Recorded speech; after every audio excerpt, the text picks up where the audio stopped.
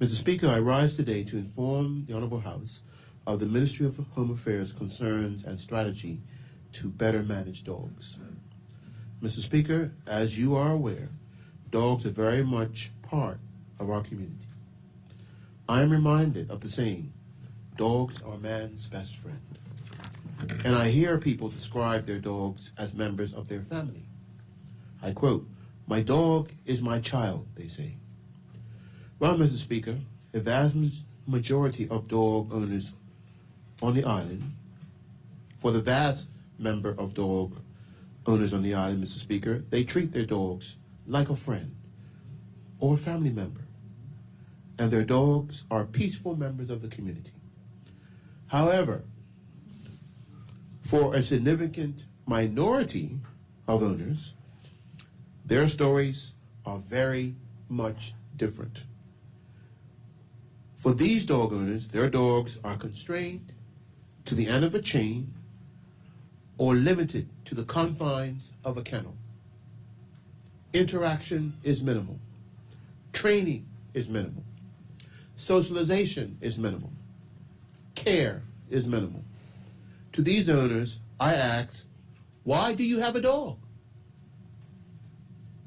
It is mostly this set of owners of dogs that are responsible for the stream of unprovoked dog attacks on island.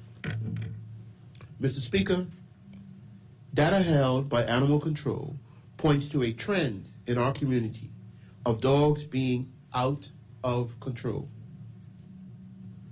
Over the years 2019 to 2022, calls to assist police, complaints of biting injury to a person, and chasing threatening behavior were highest during 2022. Mr. Speaker, you may recall news reports regarding multiple dog attacks that occurred on Friday, January 13th of this year. From the perspective of animal control, that day was a dark day for Bermuda. Mr. Speaker, I think of senior citizens, the children, and the animals that fell victim that day to dogs being out of control. I think of the bites to heads, face, and legs. I shudder to think of the horrible fear these victims must have endured. The anguish, the psychological scars that may remain long after the physical wounds have healed. I shudder to think that of the more horrific outcomes that could have occurred. Friday, January 13th was an unusual day in a number of attacks that occurred, but sadly, dog attacks have become a common occurrence. They are a threat to public health and sense of security. Mr. Speaker, people are afraid, and this is a problem. There is a real anxiety in the community where members of the public are scared to walk with their dogs or to enjoy the railway trail or even their own yard. Complaints tell of being trapped in their cars or their homes for fear of an attack by an uncontrolled dog. Mr. Speaker, not all loose dogs pose a real danger, but the fear these callers experience is absolutely real.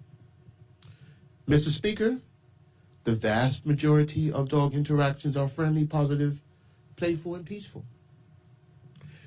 We should not lose sight that when our attention is drawn to the interactions with mismanaged, poorly trained, or untrained dogs who are causing pain, fear, and anxiety, our challenges towards those owners in the community who are not doing the right things for their community and for their dogs. Mr. Speaker, we believe that these negative incidents are rooted in a number of contributing factors that will be dealt with in collaboration with partner organizations. First, there has been a significant rise in the number of unlicensed, unsocialized dogs, a very high percentage of which are of the American Pit Bull breed. Mr. Speaker, you may recall that in 2018, this government responded to these calls to ease prior restrictions on this breed. We gave the community that which it asked for. And now the time has come to ask whether the community has demonstrated that we collectively are responsible enough to maintain this breed. The large number of illegal dogs is likely also a result of owners who are unaware of the legislative responsibilities of or simply have no regard for the Dogs Act 2008. Perhaps there is a perception that enforcement is weak and owners will only do what is necessary if caught. There is also a certain callousness towards a biting incident with a simple dismissal. That's what dogs do. For some people, breeding represents an opportunity for income. Unlicensed breeding has run amok with little forethought to the future homes, the well-being of the animal, or the well-being of the community. The animals are distributed to anyone in exchange for a few dollars or less. A certain breed has become a cheap commodity for profit and opportunity. There is no real sensitivity, love, or care involved. People acquire a certain breed as easily as they go to the store and buy a loaf of bread. If it goes bad, Mr. Speaker, they just throw it away and spend a few dollars to get another. This is abuse, plain and simple. We should not tolerate this type of behavior in this environment, and these are people who should not be allowed to care or possess a dog. There are people among us that do not believe in spaying or neutering. They believe that every pregnant dog should birth a litter with no thought of where the puppies will go or who will care for them. This is an expectation that the dog wardens or the SPCA will find new homes for the animals, and a belief held by some that they can let someone else deal with the problems they produce, quote, unquote. These factors have led to a plethora of dogs on island, and a large number of dogs being abandoned, unclaimed, tied to posts, left at the gate of the SPCA. Our kennels are full, Mr. Speaker. The SPC kennels are full. Foster homes are limited, but the stream of dogs in need continues strong. Mr. Speaker, this is not right. This laissez-faire attitude must change. Likewise, the attitude of certain owners that they do not have to proactively train or socialize their pets. We need to create a different and new environment, change public perception and attitudes. We need an environment in which receivers of puppies demand better breeding and care by breeders, and breeders demand better of new owners, that the needs of the animal are met, such that they become well adjusted to society. Mr. Speaker, we recognize the need for active support of the community in addressing these issues, so that any solution that affects the community will be successful. Widespread advertising, harsher penalties, more efficient judicial processes are easy steps available. However, more steps will be necessary to bring about the needed mind shift in dog owners.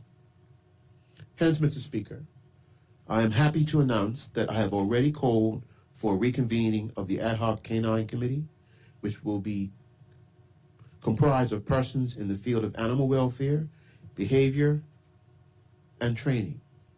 They will be asked to examine the current dog situation in Bermuda and provide their recommendations to me. I also affirm my support for those on the front lines of this problem, the animal control officers and the SPCA officers. We are moving to ensure full staffing of animal control officers with the equipment and training they require. We will augment our support of the SPCA to supplement their programs to improve animal welfare in Bermuda. Mr. Speaker, my ministry is committed to broader advertising to ensure owners know what is required of them. In addition, regulations are complete to implement ticketing for minor offenses.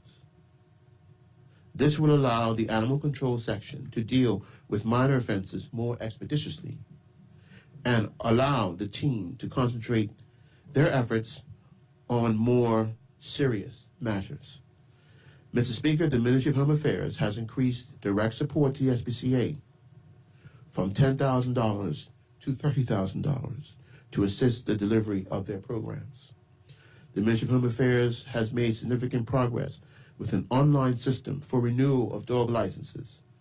This will make renewal of dog licenses far easier and convenient for the dog owner and relieves some of the administrative burden for the department. In the same vein, we have initiated an online complaint system and will be enhancing that system to better manage the number and location of complaints.